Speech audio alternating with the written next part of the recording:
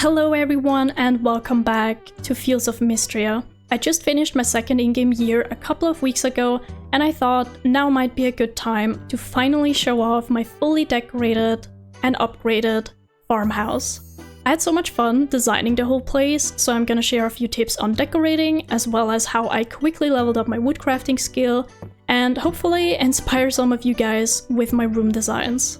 So starting off with the main room itself, this is the only time where I actually used some inspiration from a picture that I saw online, but obviously I added my own touch in here as well. So I'm using a few pieces of the lovely cottage furniture set, I think it's called, which is available from the carpenter. And one thing I really like about this room are these counters that I have here in the kitchen, and then also here behind the bed.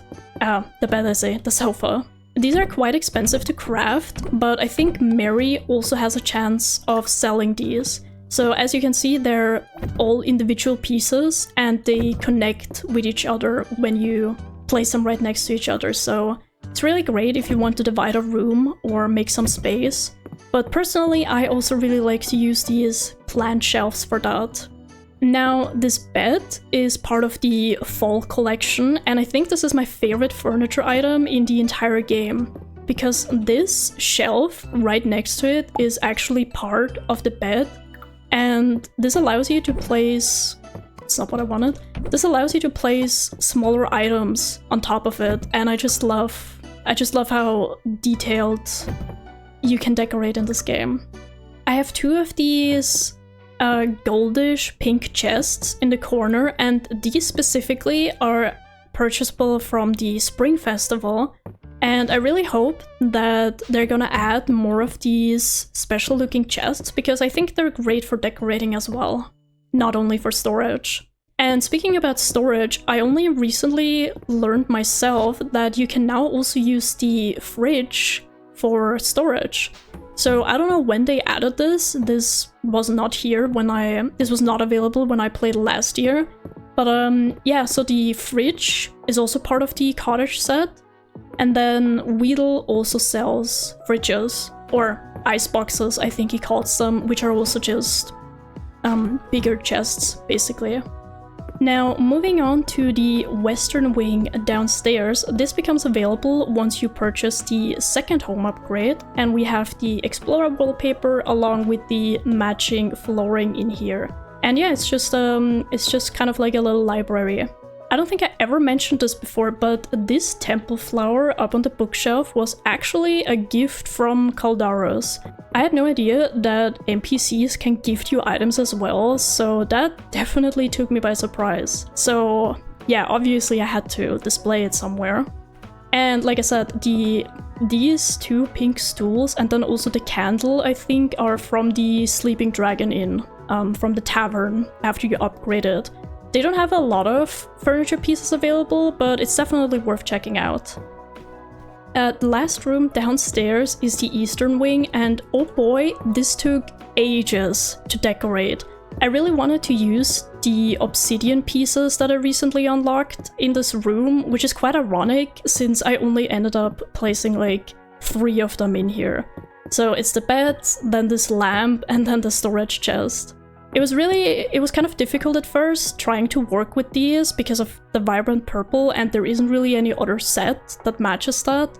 Now, there is also the Haunted Attic collection, which is also purple, but yeah, it doesn't fit at all. So you can see this cobweb in the corner is part of that set, and yeah, it's a completely different purple. So instead I ended up using a lot of stone furniture pieces, like this cottage planter, the Dragon Priestess statue, and a smaller dragon statue in the back. And then, of course, the trellises, they also match really nicely with the vibrant green. I finally got to use some of the mushroom stools that I had. They fit quite nicely in here. And actually, you can place smaller items on the stools. I don't know if this is intentional, but yeah, you can do that. I'm using the stone wallpaper and flooring, but I think the summit and then also the spring purple one also kind of fits in here. But I really wanted to have a darker tone in here, so yeah, that's why I decided to stick with the stone one. These pumpkins are from the Harvest Festival in fall, available from Hayden. And they're actually 3 separate pieces. So I really enjoy that you can place multiple pieces on a larger table, as long as they're just small enough. So really makes everything so much more detailed. Now, before I move on to the second floor, I quickly want to talk about this tiny rock that I have here on the floor. This is a teleportation circle, which you can buy from Weedle after you fully upgraded your house. So in this version it would be the 4th home upgrade. And well, as the name suggests, this just teleports you to the 2nd floor. And I like this a lot more than the stairs or the ladder that you can also craft or buy, just because it kind of matches, it kind of blends into the room since it just looks like a smaller rug. Now, this room upstairs, I don't even want to show this. This is the last room that I started decorating on, and at that point I didn't have any materials left, so I just dumped in any remaining furniture pieces that I had left over in my chest. So yeah, it's very random, but not in a good way. One thing I do want to mention about this is the workbench that I have here, and again, I'm not really sure if this is intentional or not, because as you can see, it kind of, half of it disappears under the rug. So if I were to pick this up and place next to it, you can see that this giant wooden part appears again. And if I place it back, it just looks a little bit cleaner, I think. And while I'm here at the work table, I did also wanted to talk about wood crafting quickly. So at the very last day of summer, you will receive the crafting recipe for the Shooting Star collection. And all of these are relatively simple to make, and they give a lot of money and also XP. That is, of course, if you already have ducks, rabbits, and then also sheep for the blankets. So yeah, that's how I got most of my levels early on, and then later on, when you have more levels in farming, you can unlock the ornamental perk, which allows you to collect a furniture recipe from a plant and a forage that you collect. And this is how I ended up maxing out my woodcrafting skill in the end. They do take in-game time to craft all of these, even after unlocking all of the perks that reduce the time for crafting. But honestly, at that point it really doesn't matter, just because they're so worth making. The ones for forage are not so great. They don't give a lot of money, but still the same amount of XP. But yeah, I'm not an expert when it comes to leveling the different skills, so if you have any other tips, then feel free to leave a comment down below. To the left, we have the western wing, and this is my favorite room, or rather my favorite furniture collection in the entire game. So the fishing furniture set, this was again a bit difficult to work with at first, because all of these pieces have like this kind of like washed out looking wood, and no other set really matches that. So in the end, I decided to stick with the basic set that has the walnut color or whatever it's called, just because I think that's the next best thing. And if you're wondering what all of these plushies are that I have in every single room, these are rewards from the animal festival during winter.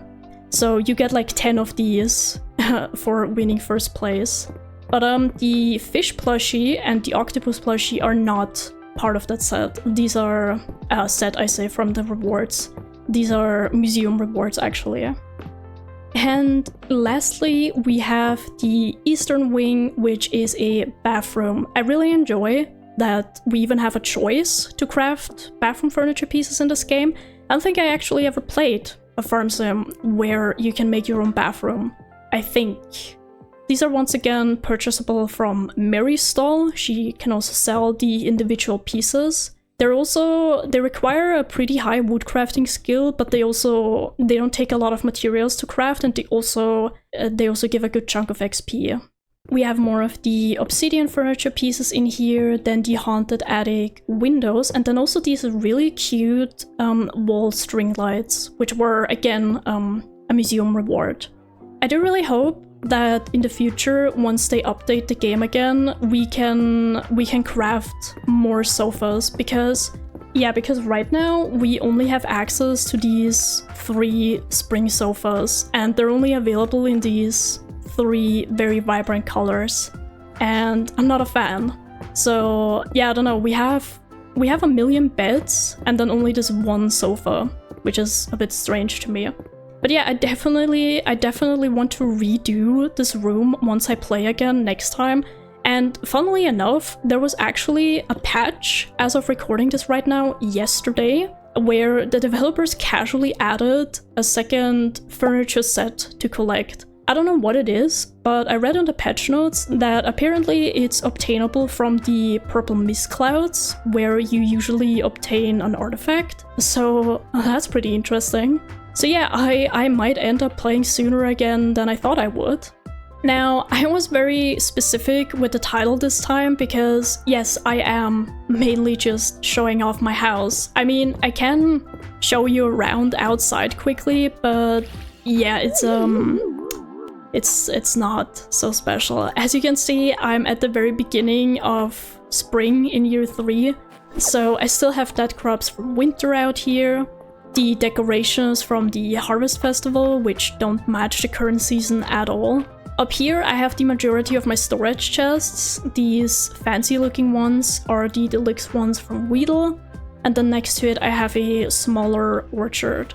The entire left side of the farm is reserved for my animals, so I have 2 large coops and also barns because I just love animal husbandry in this game. I really enjoy that you can get so many different color variations for all of the different species. I really hope to see more of this in future games. And yeah, once again, my very currently sad looking crop field. Next to it is a smaller tree farm. And then down in this area, I have 1 single wooden greenhouse. So I eventually want to have a second greenhouse, maybe even a 3rd one, and I can actually show inside quickly because I did end up decorating in here, and you have space in here for 25 crops, or 24 in my case, as I have a sprinkler, and I ended up planting tea leaves and then in the middle rice seeds. Because I can actually show this quickly, because then you can make roasted rice tea. So you only need the green tea, which is made with the tea leaves, and then you mill the rice, and you have yourself a buttload of money and also cooking XP. And the roasted rice tea is, I think, well, at least in my opinion, one of the best cooking combinations, just because it's so easy to make, at least once you have the greenhouse, aside from bread, which is also very easy to make. But yeah, this gives a lot more money. And yeah, I think that's about it. I unfortunately did not have the time nor the money to afford the farm expansion because I had a few different goals during the end of year 2, but yeah, I think that's about it. I don't think I have more to show outside and inside. If you have any questions, then feel free to leave a comment down below. I read every single one, and thanks for watching.